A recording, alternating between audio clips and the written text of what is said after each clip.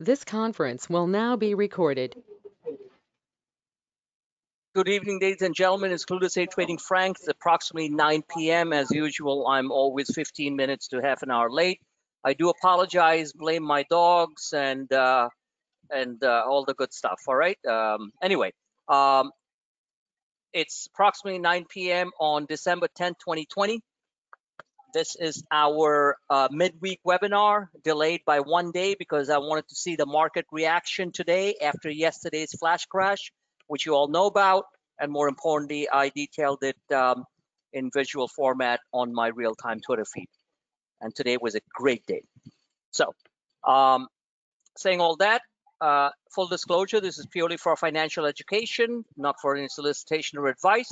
These sessions are recorded, uploaded directly to the real-time Twitter feed within 20 to 25 minutes after we finish, and then within an hour or so on the Clueless Trading YouTube channel. So please spread the word around, tell your friends to listen, and everyone else who couldn't attend today can listen too at their own time. These are valuable, they're very accurate, and let's move on. So welcome. So what you're seeing in the background is basically a visualization of what the markets are doing. The markets are a matrix. Now, I don't want to get too long-winded on this stuff because, you know, I'm like big into this, you know, market volatility and all that stuff. But this is exactly what the markets are doing.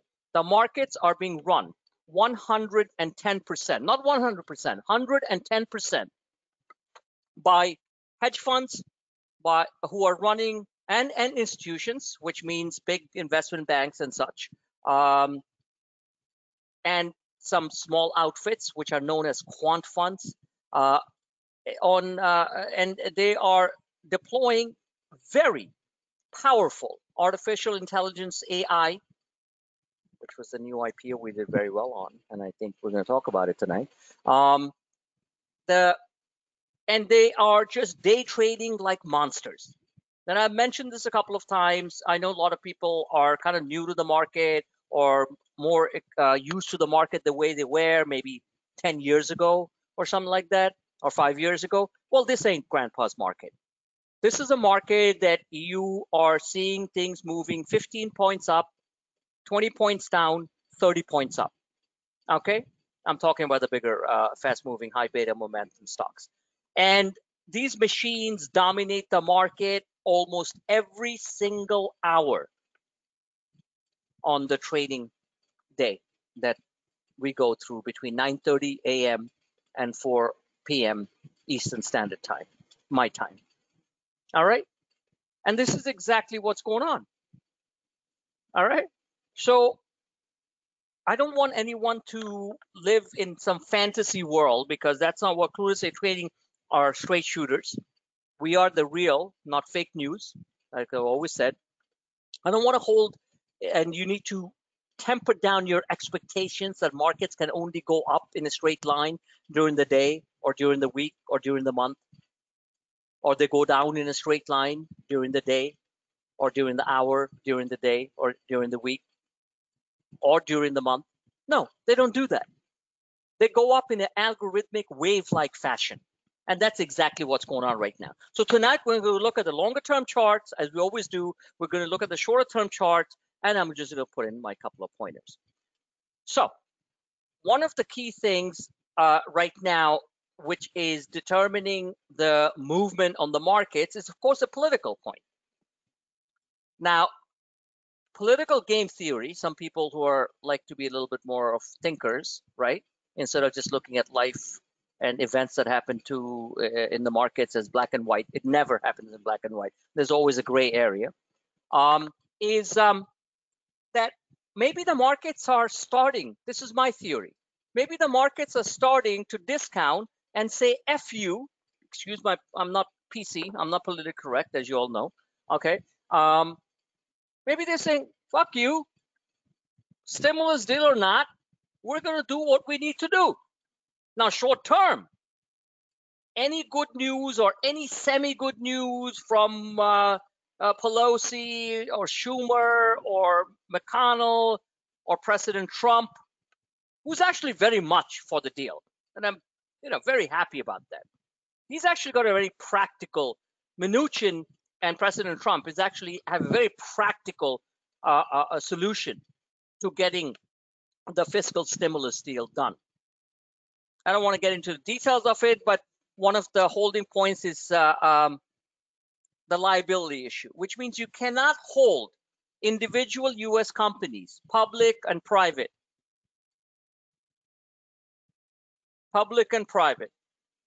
You can't hold them hostage because some of the employees said, hey, you called me in and then I got sick. And I'm totally for that because you cannot just sue U.S. companies, private or public, because this COVID-19 situation, the coronavirus situation, was not something that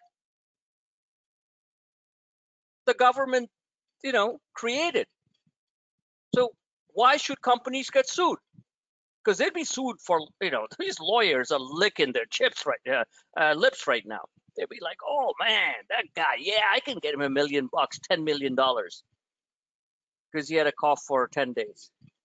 Look, I'm not making light of what I'm saying. I'm a very fair guy. I piss on Donald. I'm a New Yorker. I have every right to piss on Donald. Okay, and or anything, But when he's on the right side of the coin on this particular matter, then I got to stick with it. So the liability issue is what's really holding up the situation right now. And I know Donald also, President Trump also wants to punish a couple of states, Democratic leaning states and stuff. And I think that's kind of stupid. Come on, we're all Americans, Democrats or Republicans or whatever. So saying all that, that's the thing that's hanging over the market right now. But overall, the earnings coming out are pretty damn good. And there is, and of course, there is a little bit of euphoria, which we can't get into on the IPOs. Of course, we got into one at around 96, 98 bucks, which is AI. I've been doing a lot of homework on that company. Saw the CEO talk. He's a real guy. Okay. And I think that stock that I told you guys to buy at 96, 98 and below 100 that went to $131 today, even though I sold it a little bit early, then I got back in again very quickly and I made another 5-6 points. But you guys need to look at your own charts and do what you need to do. Okay, that's AI.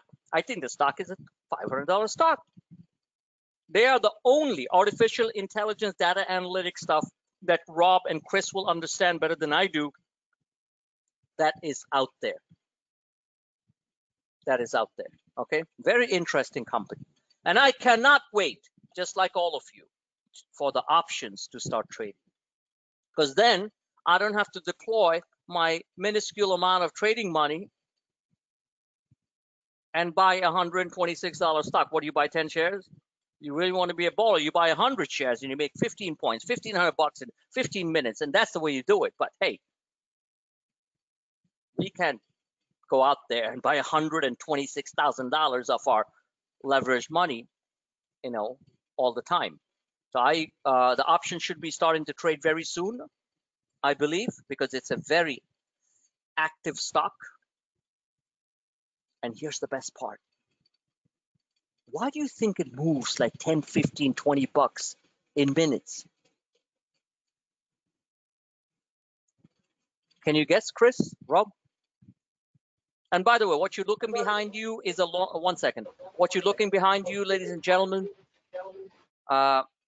is the actual market, S&P 500, since 2007, before the housing crisis that demolished us and put us in a second depression. And this is where we are. And it definitely looks bullish, but very technically overbought.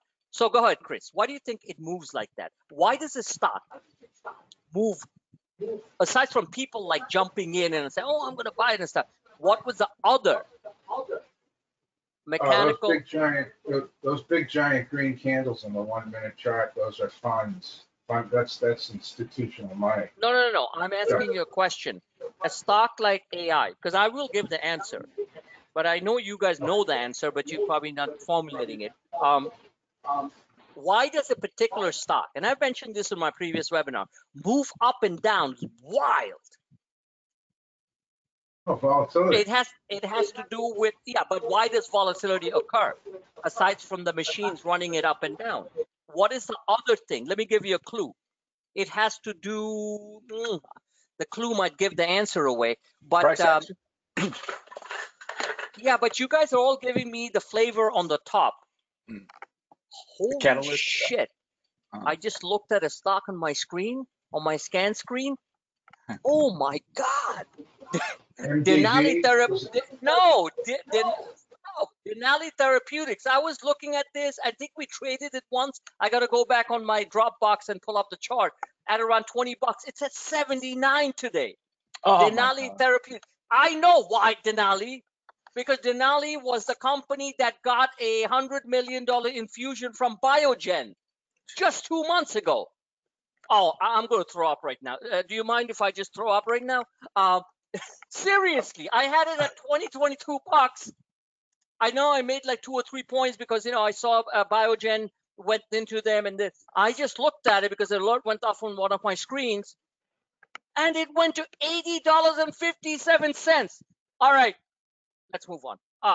I'm really sick to my stomach right now. I am not kidding. See, what makes a trader sick is something that they actually targeted, something they actually traded for a couple of points and said, okay, made some money, and then forgot to track it. That's what I did. And I know many of you do the same thing. And then I just got an alert right now because I had an alert on that stock like at 70. And the alert just went off on one of my screens.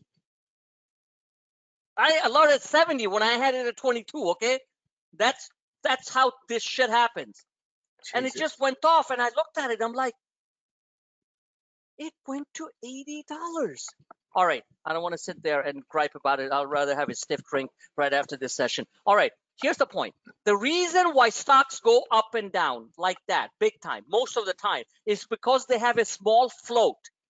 Oh, that's right. Okay, that's one of the reasons. I went through some basic research on AI. Like I said, the CEO was an older guy. It's a Bill Gates.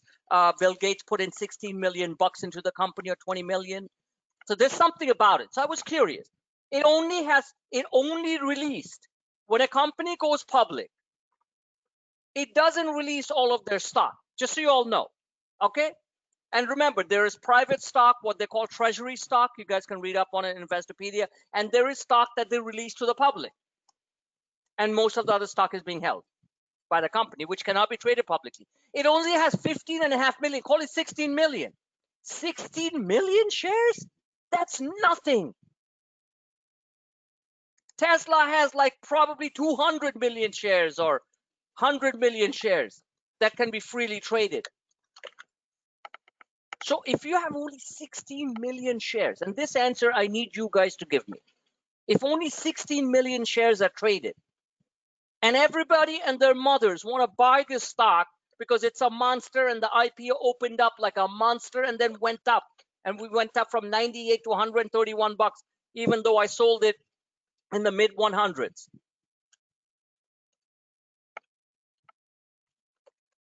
That is called scarcity value. That means there is not enough stock to buy. So even 10 shares or 15 shares can move the stock up $2 or $3. Do you understand what I just said? Is it like Bitcoin? They only have, I think you spoke about that last time, right? Kinda like Bitcoin. No, I didn't talk about Bitcoin. Okay. Oh, okay. So yeah, but Bitcoin doesn't have scarcity because it does have a scarcity because everybody wants to buy it and there's not enough Bitcoins out there because they're going to produce it. It's a different ball game. It's like many other stocks which have a very small float. In other words, the number, and please, everybody's going to listen to this. Please listen to it. It's very, very important. It's very important for your pocketbook because I can't wait for AI's options to start trading. And keep on looking at these charts as I flip around. When you have a it's like a housing thing. Let's say you want to live in a beautiful area, but there's only 5 houses for sale. There's a bidding war. So what happens in a bidding war? the house price goes up for no reason. That's a daily chart of the market. Still looks pretty damn good, even though very extended. So anyway, so that's what happens.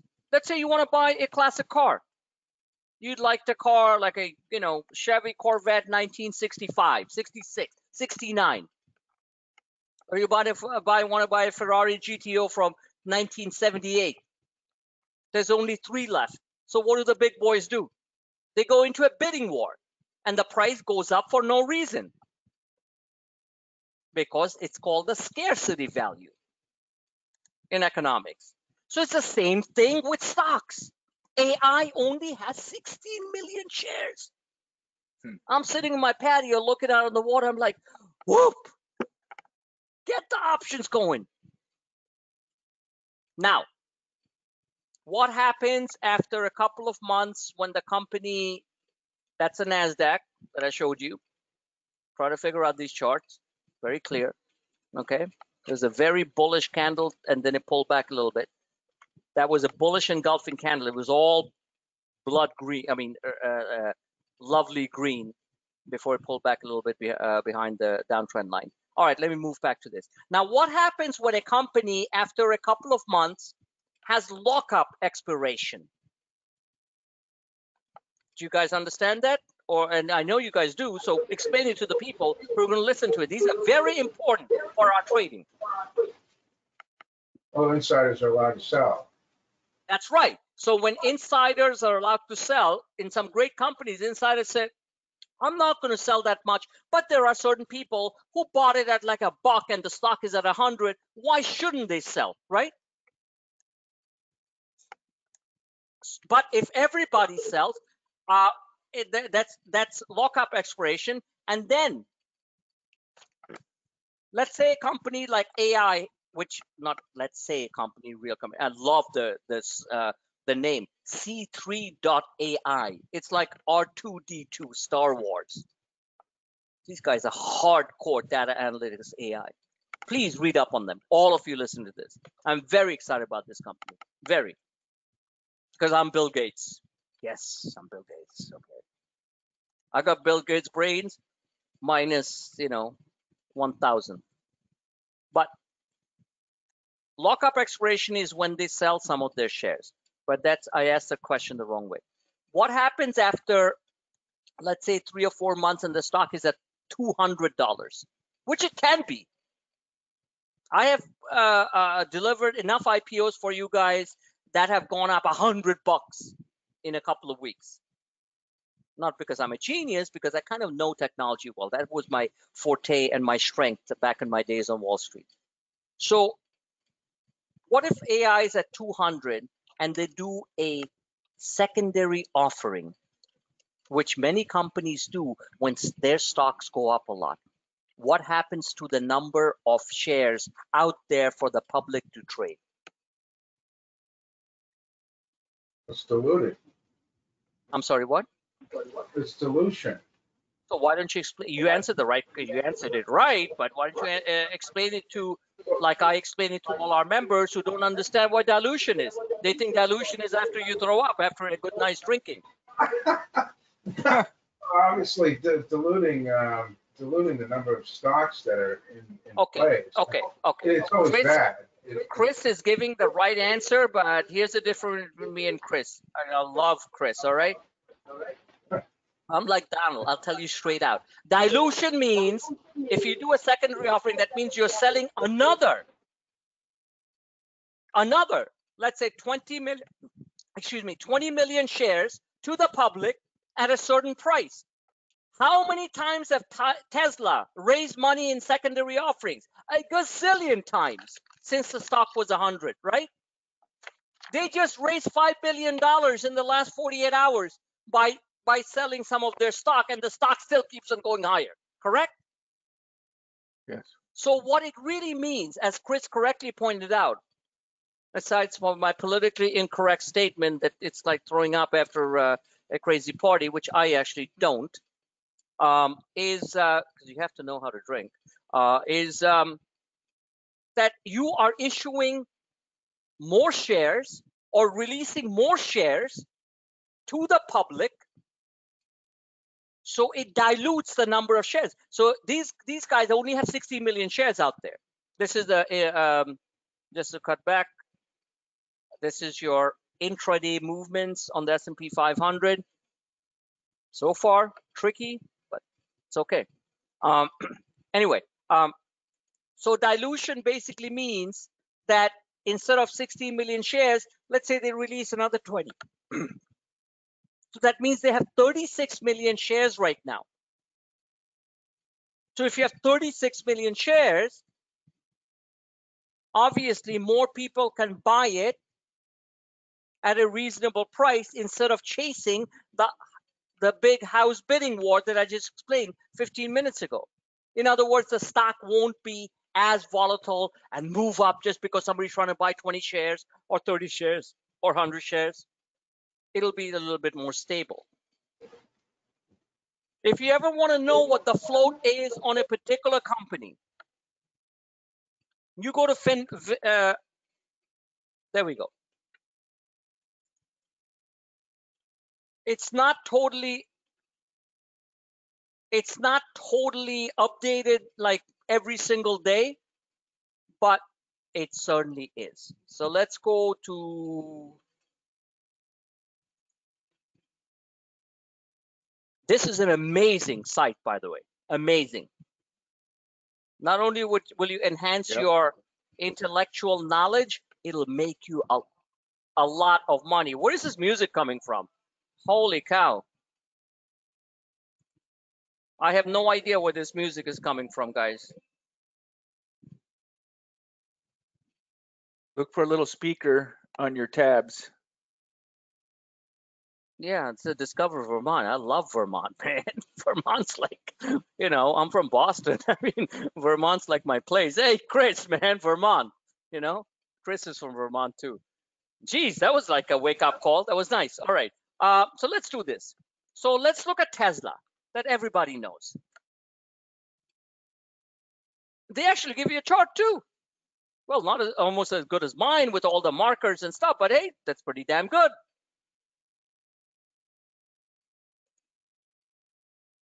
Are you guys there?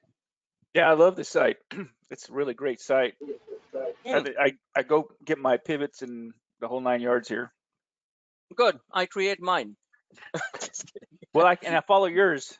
I'm just kidding, man. I know, of course. I want people like Chris and Rob who do their own stuff, then use my kind of weird, you know, contrarian stuff and all that, and then make the money. That's the kind of people I want. It's not like somebody, Frank, I'm like following you. Well, yeah, you follow me, but you don't know what exactly I'm doing in my portfolio because I'm doing a lot of other stuff too.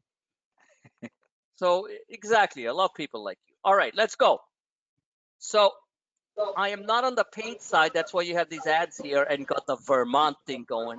You know, Stratton and Killington and what's the? Oh my God! Here we go. Okay, she didn't look like her family. Okay, that's good. All right, let's start. Here you go. Shares outstanding. Tesla has 937 million shares outstanding. But what's out there for people to buy and sell? 758 million. What is the short float? This is not fully updated. You can go to the Nasdaq site, nasdaq.com, and type in. They're actually more real time. Is only 6%. Tesla used to be 15% shorted when the stock was hundreds of points lower. And this is called a short ratio. Okay? Where you divide this by this and see what's short float with the float, and then you come to 0.98. They even give you a target price. I don't really care about that. 375, kiss my butt. Okay? Stock's going to $650 to $700. So this is what I'm talking about, the number of shares that are available for you and me to buy, for institutions to buy. Well, institutions do a lot of funky stuff. They do a lot of dark pool and all that. I don't want to get into it right now. But 758 million. Let's look at something smaller. Let's look at Let's look at let's look at Blink. Blink.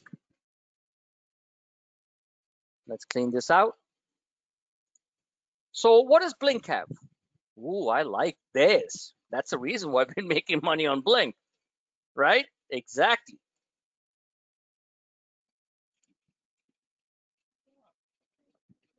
Oh my God, not Cam Newton. Jesus. I think all athletes are way overpaid, if you ask me. I'm sorry if somebody disagrees with me, but seriously, way overpaid. Okay. You got number of shares outstanding, 31.38. Call it 31 million.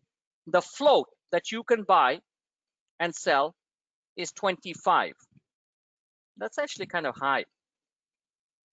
But the short position is 18%. That means any type of good news, that's what we call a short squeeze, monumental, moves the stock up big time. That's the reason why the stock went up from 8, 9, 10 bucks to $30 plus.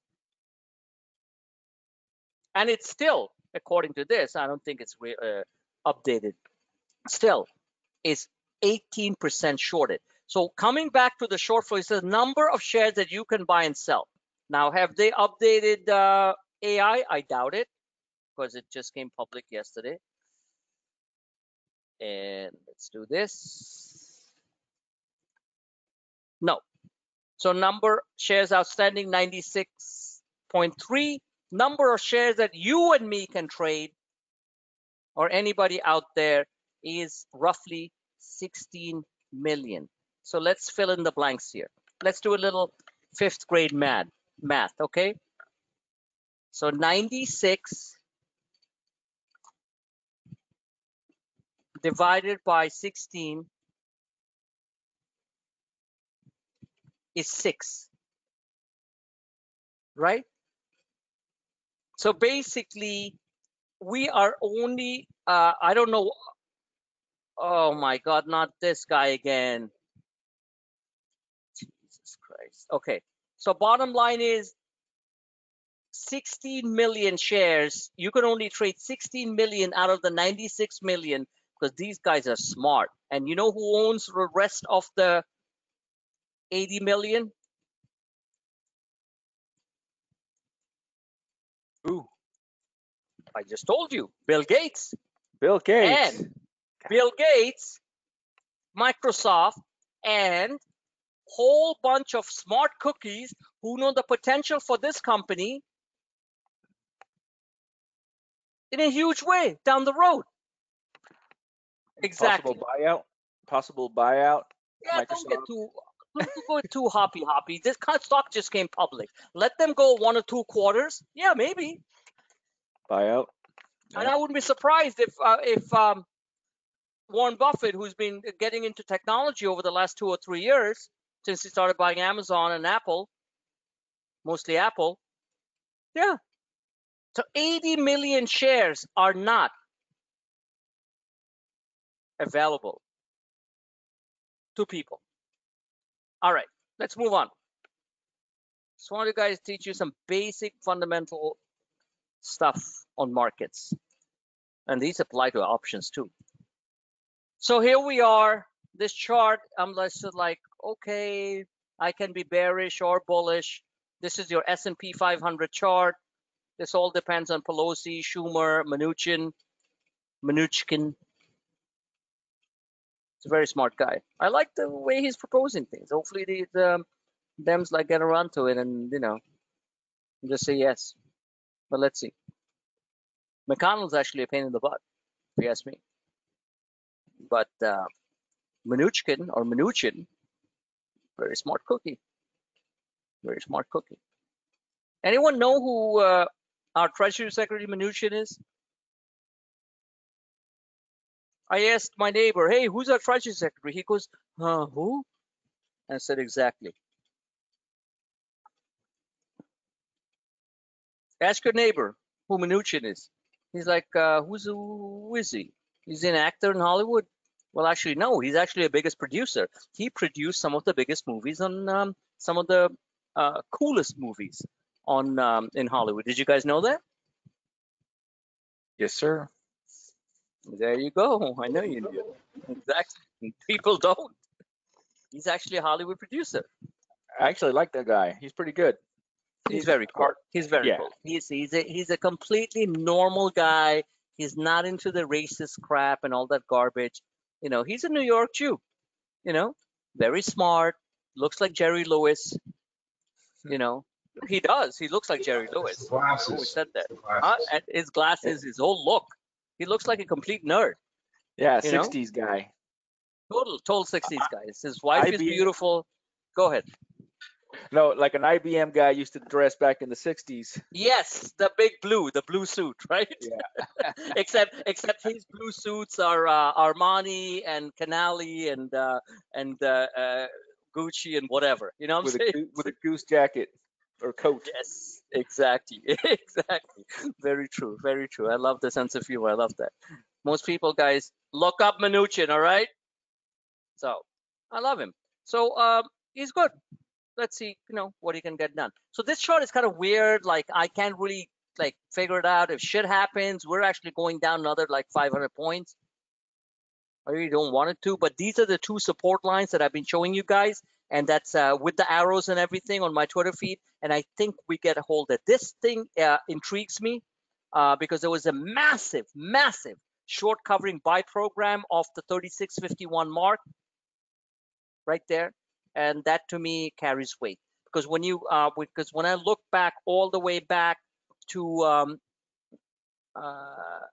November, Thanksgiving, the last time I saw a candle this size in one day, I can't find one. I can find in 2 days, but in one day I couldn't find one. So there is something going on. You know, there's something going on. People want guarantees. I don't have any. I only have high probability trades in between trade management. All right. So we got the big thump. These support levels held. The big thump yesterday. And it's pretty okay. Next chart. This is the Nasdaq chart that I'm very focused on because, you know, we're playing some Nasdaq stock. Doing pretty damn good. Some which are like stuck in the mud, like which went up a lot. I sold a little bit and I left most of it in there. Then I bought the bottom. Big C, big commerce. We're gonna look at that chart in a minute. Why is that happening? One of my good friends asked me, when they went to the 50-day pullback. I said, dude, I don't know. All I know is somebody screwing with it, and that somebody's got a lot of money. And who's got a lot of money? The hedge funds. They're playing around with it, and they are going to run that stock because it's a real company. So that's it. So this is your Nasdaq. We have a ascending triangle from the bottom. Somebody who is bearish on the markets will call this what? Pattern. Chris, Rob? Oh, rising wedge. That's not a rising wedge at all. This Bear is flag. It's a bear flag. bear flag. Exactly. I know you thought the right way. You just answered the wrong way. Okay. Yes. Somebody who's bearish will say it's a bear flag.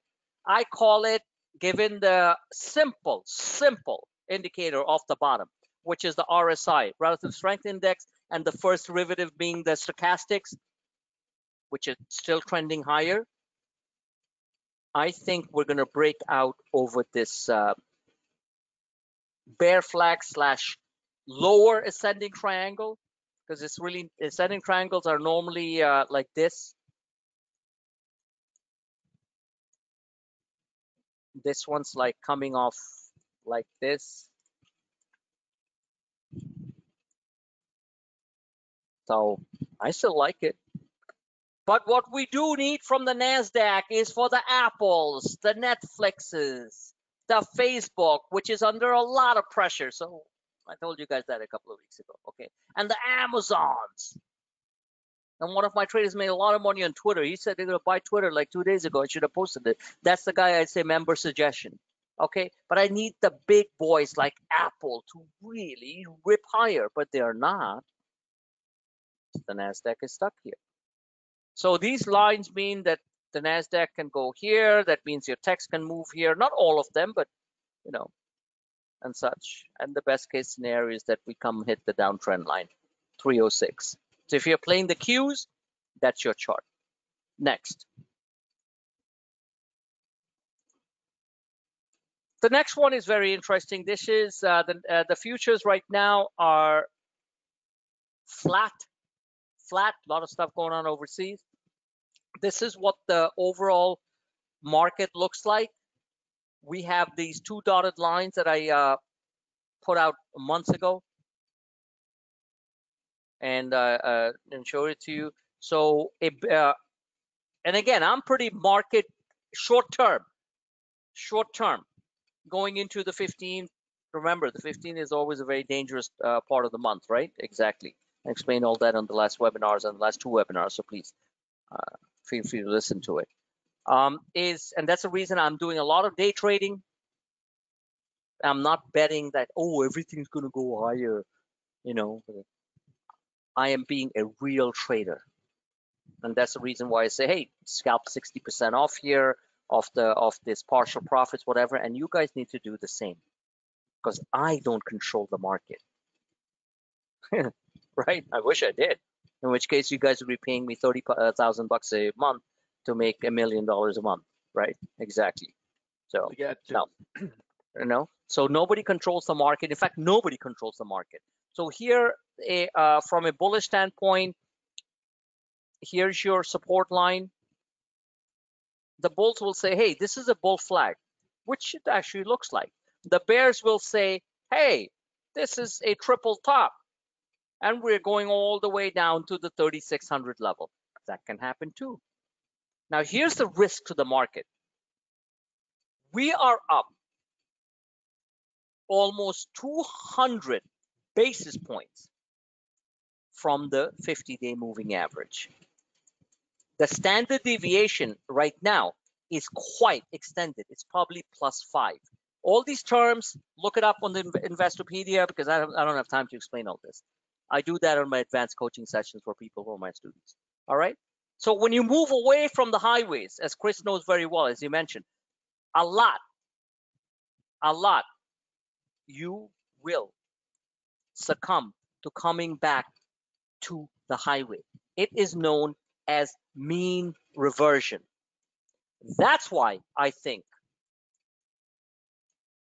unless we retrace more towards the end, middle of the month, and then we have a big ass rally into Christmas. Mean reversion. What does mean reversion mean? You revert back to the mean. What is the mean? The mean is, in this particular case, the 50-day moving average, which is this red line. Now, does it have to be that dramatic that we fall 600-800 points? No, because on a shorter term basis, we fell quite a bit. So we could move. Let me clean this out. I'm showing you exactly what might happen. I've done this for years and it's worked out pretty damn good. We could fall a little bit lower. This line was drawn here because this line is the mid Bollinger. So we could do this. We could do this, bump around, get back in again, attack the upper Bollinger. That's a new high, by the way. All right. And then go down hard. Now, why will these things happen? Well, one is the big political risk. Two political risks. One, we have a contested election. President Biden is not officially President Biden. Okay? The markets don't like uncertainty. It's a very serious risk. So let's say Donald gets reelected because a lot of the votes and the outcomes are thrown out by different states. Markets will fall initially, and then they're going to go way up. Exactly. Because the markets don't give a crap whether Biden or Trump is the president of the US, as long as we have a real president of the United States of America. Just want you guys to understand that. So that's a big political risk in the month of December, going into December 14th, by the way. All right. Number two is, of course, the stimulus bill stuff that I said the market is finally saying, you know what, we're getting sick and tired of it. Get it done or not done. You know, if it gets done, great. If it doesn't get done, the markets are going to fall a little bit, then it'll go higher. They're sick and tired of it. Okay, just like life. So this mean reversion can happen. I just want you guys to be careful as we get towards the middle of the month. Now, keep in mind in my last two webinars, and Chris, Paul, and oh, hi, Paul, and Rob will remember, when did I say from a calendar day count that the markets would basically pull back? Does anyone remember? You said the 9th or the 10th. Oh. Exactly. I said between the 8th and the 10th. 8th and the 9th, actually, because that was the 5th and 8th trading day. Was I right overall? Yep. Should I have acted on it in a big way, on the at least on the S&P? Yeah, I should have, but then I'd have lost my pants because the Nasdaq went the other way. You know. So, but yes. So from a forecasting standpoint, I was dead right. The first 5 to 8 trading days of a new month is when the pension funds, institutions put money into the market. But then we have these IPOs coming out and stuff. It's a different story. I have a lot of green on my screen, by the way. A lot of green on my screen today. Yesterday was a blood red. And I said, buy at the bottom. Told you guys. The VIX comes into, and which is the next stock, next chart we're going to look at. And finally, we're going to look at the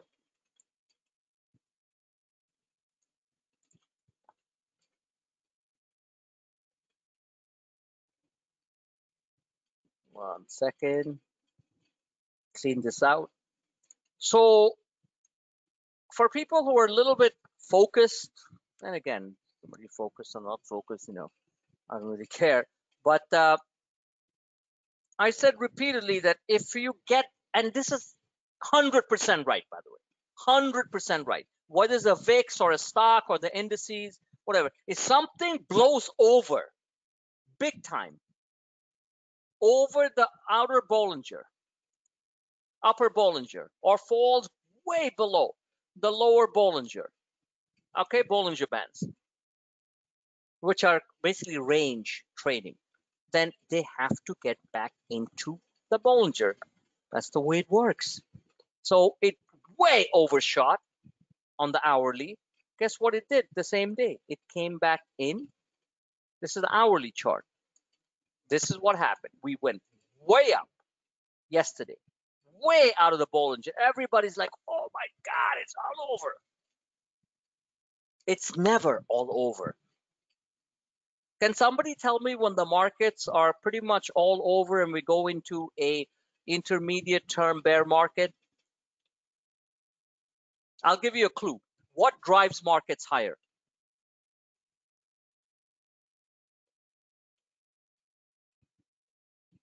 Chris, Paul, Rob? What is the fuel that drives stock markets higher? Price action. Jesus, you guys are too intellectual for me. How does I think price you action? like money. It's money. Money. There Oh, you yeah. go, Chris. Money. The fuel is money. And where is that money coming from right now? It's not coming from you and me. I know. I didn't win a $10 million lottery last week. FOMO and YOLOs. Jesus. Guys, do me a favor. Just hold for 2 minutes and please give me a right answer when I come back in 2 minutes.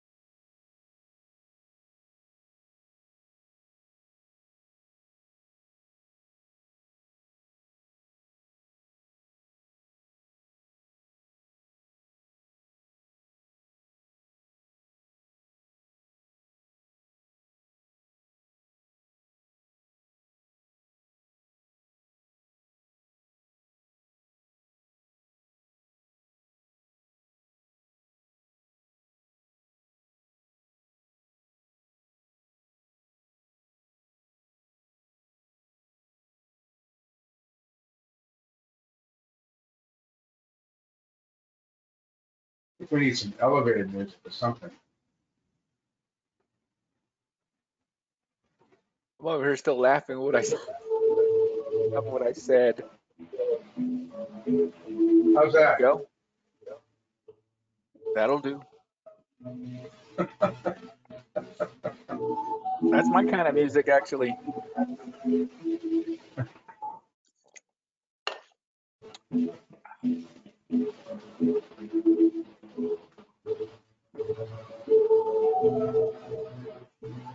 Yeah, I was an 80s metalhead years ago. Oh, I got everything. But that was years ago. I prefer this music now.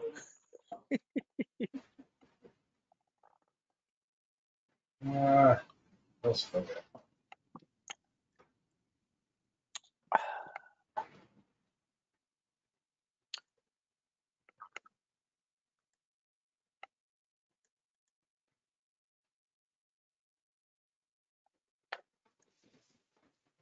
Okay, I'm back. Anyone have the answer? Oh, Huh? demand. Who's the man? Demand. Demand. He's the man. No, who has the answer? Come on, Paul has the answer. I know it.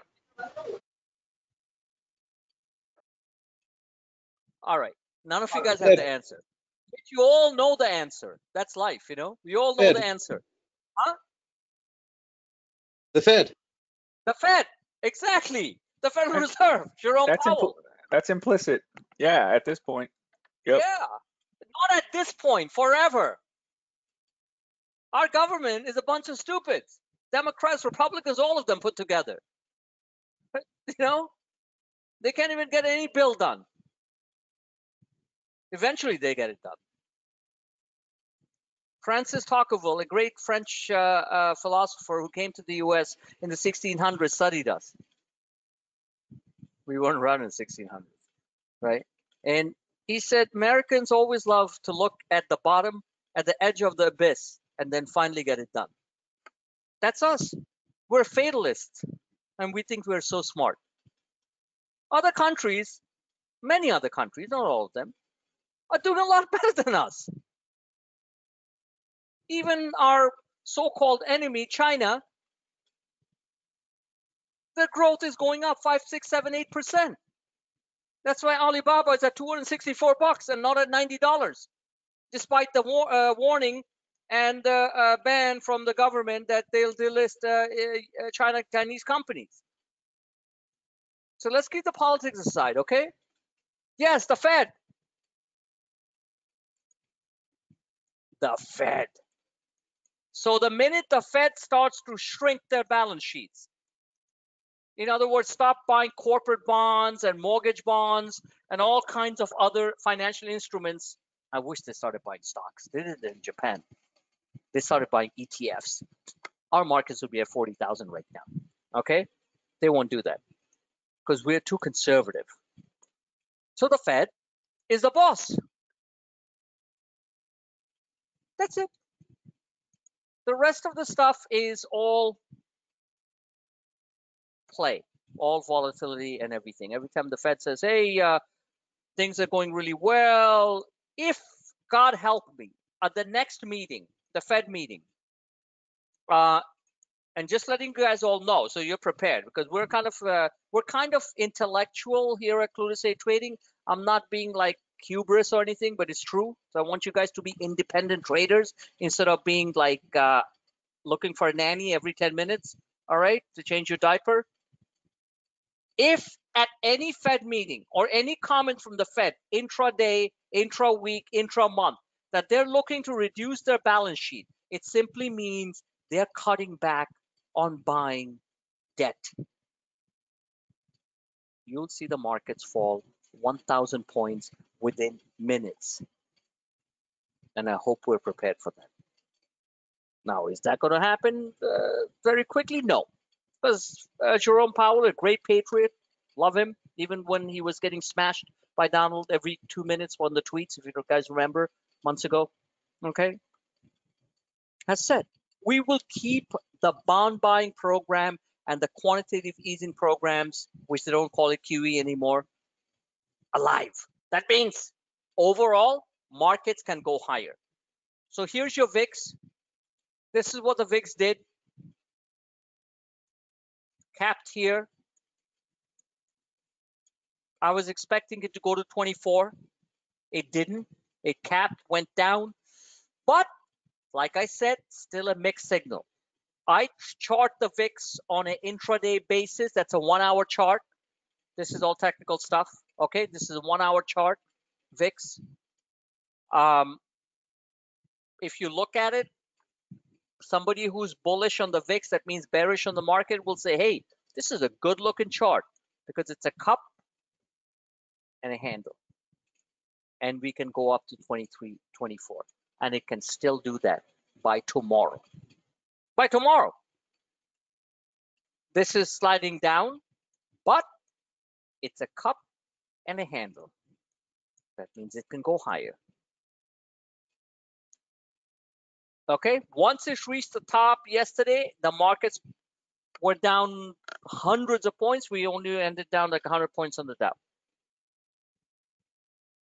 This is your short-term VIX, still trending higher. That's the reason why you, for active traders, not for long-term traders, okay? But for active traders, you have to manage your profits. Scalp. If something's up 15 points, Tesla goes up like 15 points in the morning, freaking take your profits. Shop goes up 45 points, take your profits.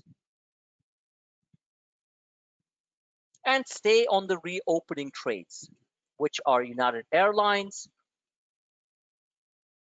DraftKings, and things like that. Actually, DraftKings is not a reopening trade, it's just a gambling trade. Here's your VIX on the daily. This is not necessarily good. It's not. Look what's going on. The VIX is the canary in the coal mine. Somebody doesn't know what the term is, well, please Google it and learn it, okay? It is trending higher till it reaches over 80. Same thing as the relative strength index, because the stochastics is the first derivative, like I keep on saying over and over again, of the relative strength index. Here's your pivot, the yellow dotted line. We can go up to 25. That means the markets will drop another 200 points. This is what keeps me from getting uber bullish. Look at this. Do you guys agree? Look at this. This is called the S stock, which has never failed. Now, there's a lot of different indicators and everything like that. I'm just looking at the VIX as one. But here is the bullish sign, short term. Because after all, we're coming into Christmas. The F stock, which is the STOC, is this overbought or oversold? Chris, Paul, Rob? That's very oversold. Yeah, oversold under 20. Yep. Oh, Jesus Christ. What are you talking about? I'm talking about the S stock. This look, what is over 20? It's at 75.22. You What just do you said guys F stock. That's the one above it. This one was oversold and now going higher. I just explained to you guys 5 minutes ago that when it's called a crossover up, when the VIX is a crossover up, that means the markets are going to come down. I'm asking you about the fast stocks, which is the one that happens every day. Is this point, and that's why I draw a line. Guys, focus. This is the reason why the Chinese and the Indians and the Koreans beat us in like every other fucking technology. Yeah, that part of the your screen was chopped off. I had to decrease the size of the. Okay, I do apologize. So I have a suggestion for you. Buy some bigger screens. They're 31s. I guess I gotta go 45s. You need to get a bigger screen. Go to Amazon and buy a 26, 30, 40-inch screen. It's gonna cost you $200. That's what I have. Then why is the screen getting chopped off? I don't get it, because the controls on the right were at 60. They were at 100%. I had to go to 67% to see the bottom of your chart. Okay, is that my problem or your? No, I just had to finagle it. It's working now. Okay. No, I love you, Rob. That's not my problem. I just want to make sure. Okay. I just Yes, want sir. to make sure because then I can fix, and Yes. if something is going on this side. Okay. All right. All kidding aside, the F stocks right now are overbought or oversold?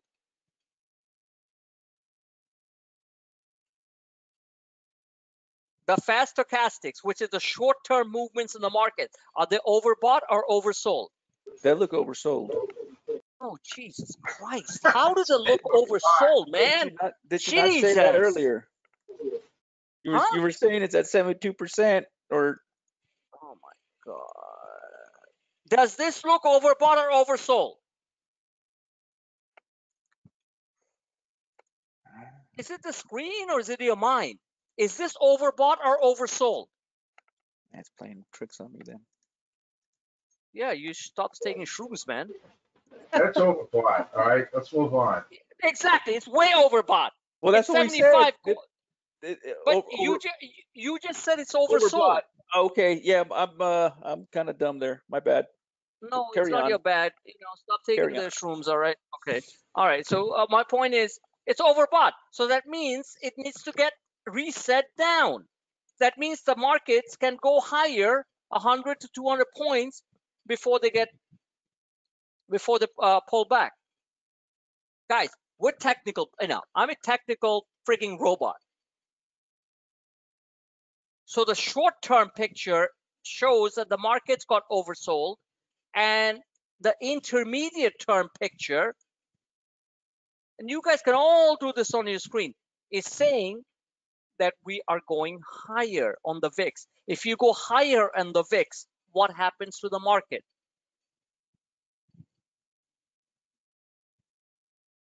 If you go higher on the VIX, what happens to the broader market? Goes down. Exactly. Jeez. And this is definitively saying that it's going higher. That's why I'm saying stay cautious. Doesn't mean you can make money during the day on certain stocks. All right. 9:58. I gotta close. Hold on one second. I apologize, but I didn't see where the oversold condition came from when the RSI is over 75 on the stochastics. Gonna show you the other chart from my quad, which is the ultimate signal indicator. That's why I'm still around. I'm still making money, and Clueless say trading rules. Okay, this is off the same platform. It is nothing like the platforms you have. It's called Quad. Okay, QUODD. And right now, this is what is happening. S stock. I repeat again, STOC, stochastic. The S stock, when it doesn't say F in front, fast stochastic, is starting to get overbought. That means we still have room to move. The S stock, which is the slow moving swing indicator, is kind of doing a double bottom, but hasn't moved up like that. So this is contradicting the VIX, but at the same time saying if this thing is starting to move up, that's the reason why I can put out signals 10, 15 minutes before the market starts. Whether it be last Thursday when the markets were down 400 and I said buy selective stocks and the market, and boy was I right because the markets went green on Thursday. Why? Because I'm a freaking genius? No. I'm looking at these things like a freaking robot, all right? R2D2. So this thing is starting to turn. Let's see if it does. If it doesn't, if it moves down and does a triple bottom, you can expect the markets to go down another 200 points. These are my levels on the SPX that I'm looking at. The red dotted line, which I said before, is 36.43. The next line is, oops, I can't even.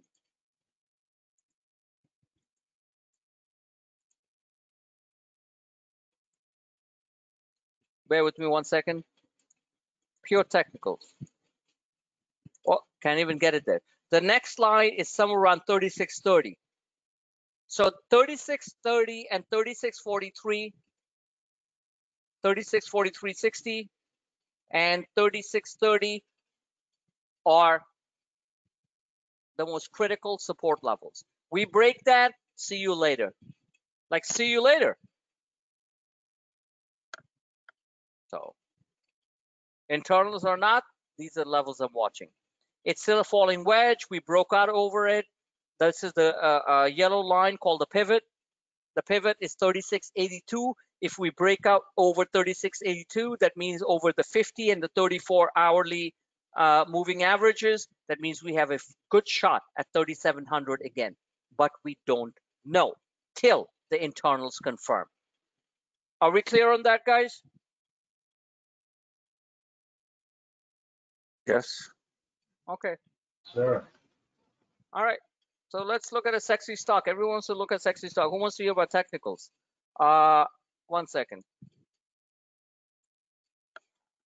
Like I told you, I'm a freaking robot, man. I mean, I look at things. Am I right all the time? No. Have I missed on trades? Like I talked to you guys before the recording started on certain things like that I recommended and it made a lot of money. And then they went up a lot more, like Stitch Fix that no one talks about. So let's look about sexy things, all right? Oh, this is the one that I want to show. This is your longer term charts as we are starting to talk on this webinar. This is 2007. It is bumping against some major resistance. But here's the best part. This time it might be different because this time the Fed is different. Because the Fed has not done this type of tremendous liquidity infusion, which can drive the market a lot higher. So looking at this from a technical standpoint, we can bust a move and go to 4,000, 3,800, 3,800. Because I look at this pattern, I have not seen this ever. So we could go to 3,800 to 4,000 SPX. And I know Paul is like, yeah, right, Paul? Yeah. Exactly. Now, these lines are drawn. So, and worst case scenario, we can come down to 3,500, which no one would love because 3,500 from right now is roughly about 1,500 points to the down. But this looks pretty damn good. And why do the internals confirm it? Because they are moving sideways. What is the MACD doing? Whoa, just went green on the histograms. There's something else going on. It's called Fed liquidity. But two biggest risks: stimulus bill, political uncertainty, who's our next president, and third, if the Fed changes direction and says, you know what, things are going really well, we're going to ease back. See you later. Okay? Like, really, see you later for a bit. 4,000 points, 2,000 points on the Dow, easy. Just like that. But that's a low probability event because Fed Chairman Powell is much straightforward and easier to read than the politicians and the idiots on both parties in DC on what they're doing. Okay. Tesla. Where's my Tesla?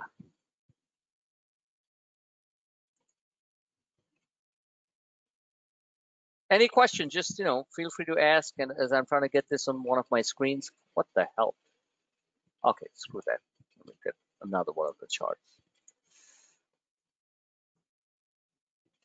This is your Tesla intraday trading heaven. Every time I buy a Tesla call, it goes up 60%. I'm scared. I'm not scared because I put a little bit in, right? I want to put a lot in, but I don't. I always play with a bunch of calls, scalp it, look back and say, oh, man, I should have held it a little bit more because it goes up another 50%. That is a complex head and shoulder, which basically completes the pattern at 655.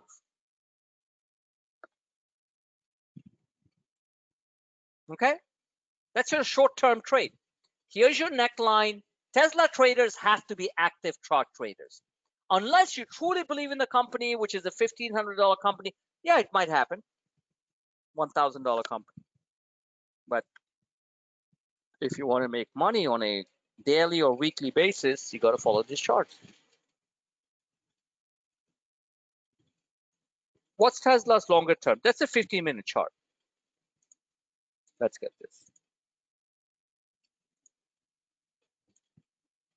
Wow.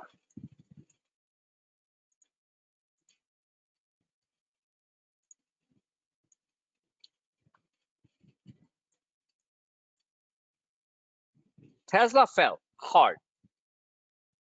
This is a chart drawn from a while ago. So I'm just adjusting it. Very overbought, but who the hell cares, right? Because Tesla is not about valuation. It's about the dream, the batteries, the cars, the whole works, the SpaceX, which unfortunately one blew up yesterday. This is your daily chart. It is buckling down. As a trader, I don't care about the internals on Tesla. Honestly, I don't. Because I'm playing on the price momentum. So I'm looking at 650 as the upper end of the scale. And God help us if it breaks that, it's going to 700.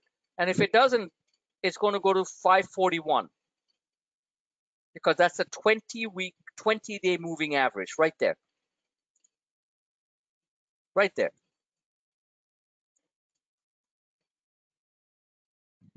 But this bullish candle tells me that I can get at least 60 to 80% or 100% on my calls, but I'm not going to bet with Tesla. I'm not.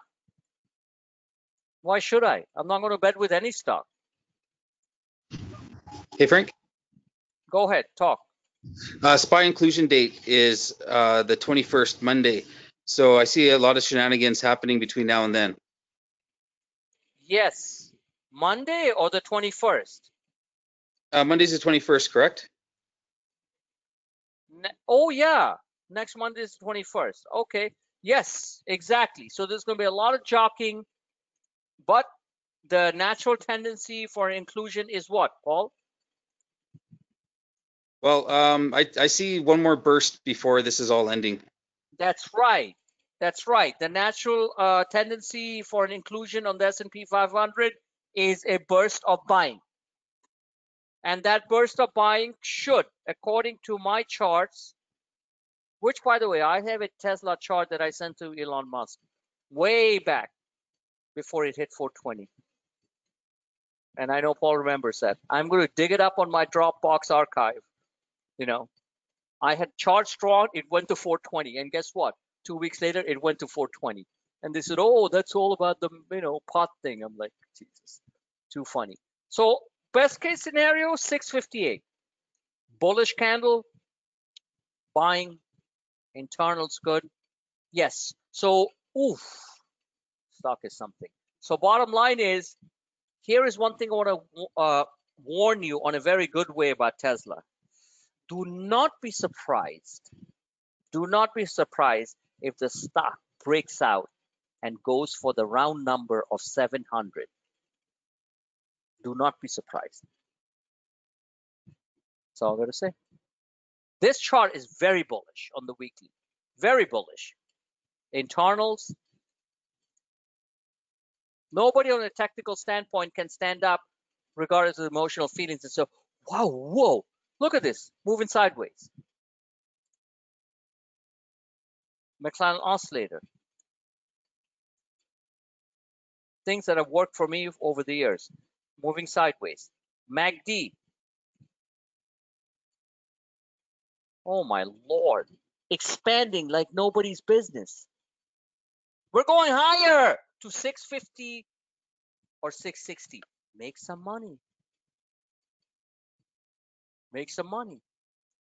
I regret not being super long Tesla with leaps and stuff like Paul did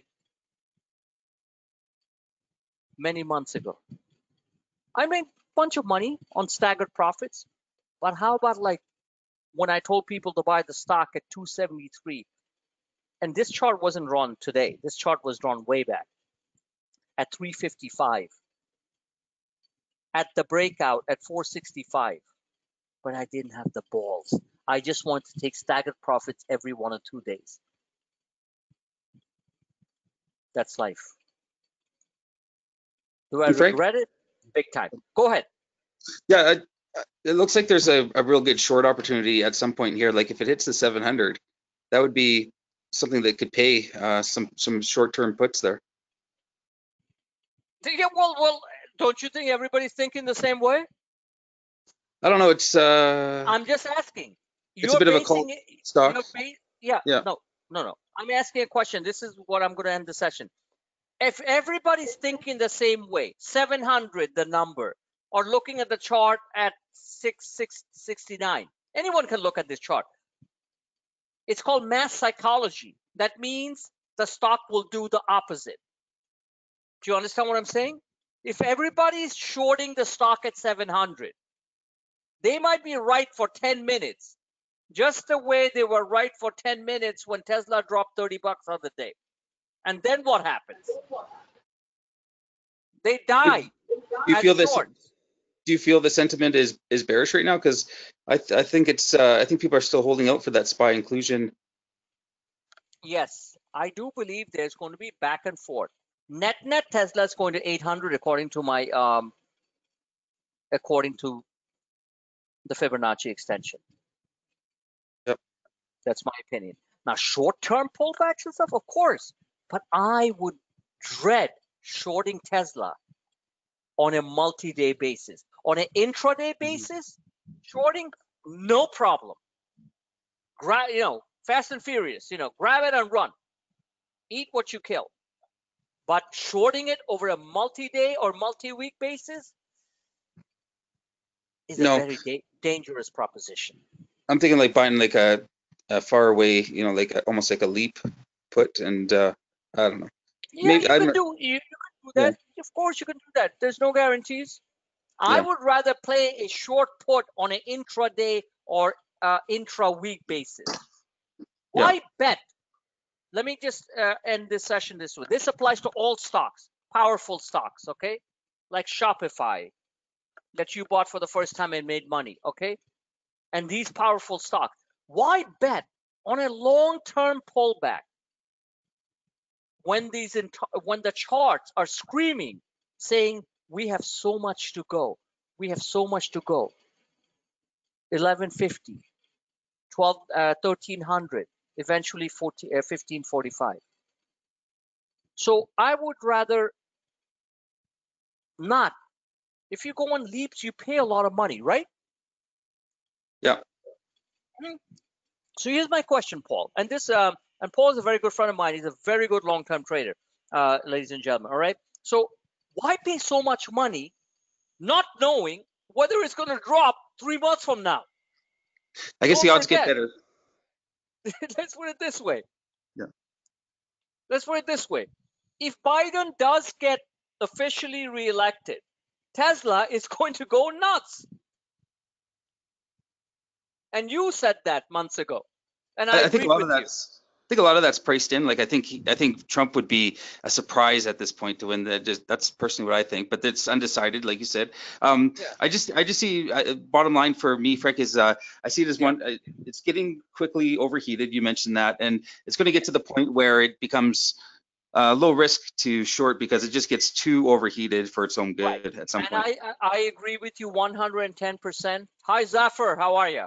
Listen to the rest of the webinar because we're going to end soon. So the thing is, hi, good to see you, man. And so the bottom line is, I agree with you. That's the reason why I played over short intervals, over short period of times. That's what I mean.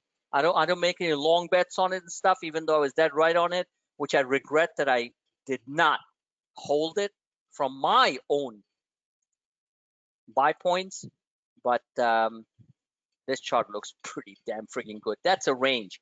That range is 1150. Oh, that's Shopify, sorry. Shopify, look at this range. It is going to go. It's a high probability move. Shopify, we moved away from Tesla, guys, just so you know, that this range breaks out by Christmas. Okay? And in between, you're going to get like, you know, $10, $15 moves. Z, you want to see a stock before I wrap up? I've been trading Palantir, and I wanted to know if you can cover that one. Yes, I did cover Palantir before. I made some money on Palantir. Palantir, in my opinion, has huge upside for a fundamental reason, not just for a technical reason. Palantir just got a massive contract with the FDA. You know that, right? Yep, been following they've been getting contracts left and right. They're really hot in the industry right now. Left and right on what? What was other? They're usually right now. They're big on federal, but they're focusing on regular, private institutions. So with FDA, military, Navy, and the FDA including, thing is more important to me. Not to cut you off, is because Palantir has diagnostic artificial intelligence technologies to diagnose and propel new drug development. Correct? Yeah. Yep. That is what the new frontier is. That is what America is trying to get, not just with the COVID-19 crisis. New drug development. Palantir getting that contract is huge because Palantir's most of the business came from governmental contracts. Yeah. Palantir is, if anybody wants to read up on it, basically snoops on people. All right. So in my opinion, Palantir's weekly chart, if somebody wants to look at it from a standpoint of a technical standpoint, this is how I do it. So fundamentally, I think the company is rocking. Is it expensive from a valuation standpoint? Absolutely, absolutely, no question about it. But who the hell gives a crap about valuation when a company is in growth phase? I'm trying to. There we go.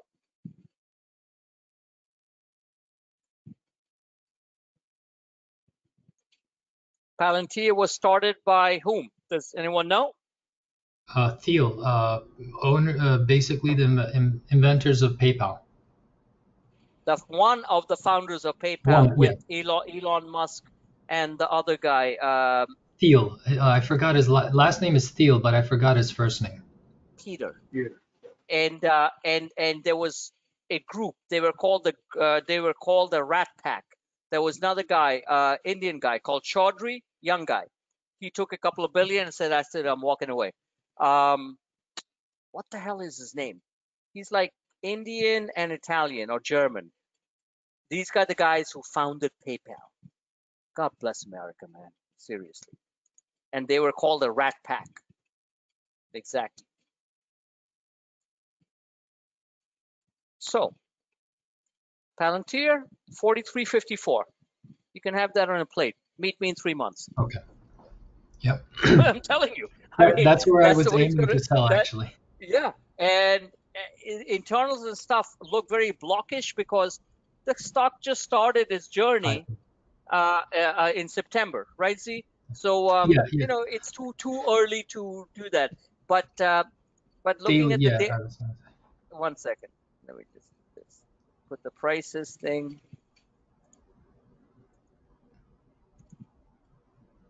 $25. Okay, all the prices are here. Let me just do this. The daily chart looks a little bit different than the weekly chart, and to me, that's more relevant because I can keep control on things like what's happening on a short-term basis. 1 second.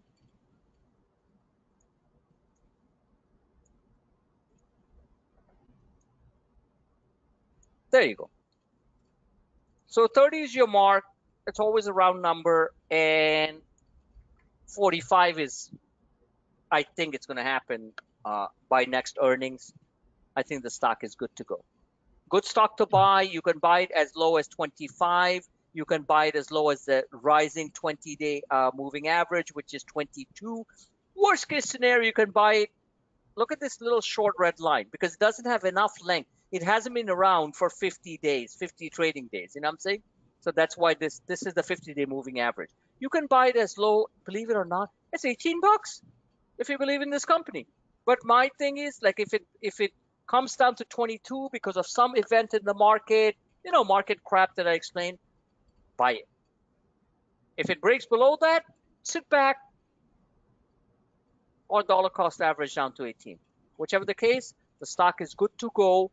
33.50. I'm buying it tomorrow. Thank you, Z. Because I bought it, I made money, and this looks pretty damn good. However, Wall Street analysts are not that bullish on Palantir right now because it ran up so much. You know what I'm saying? So that's the biggest risk, because one of these bozos comes out one morning and says, you know what?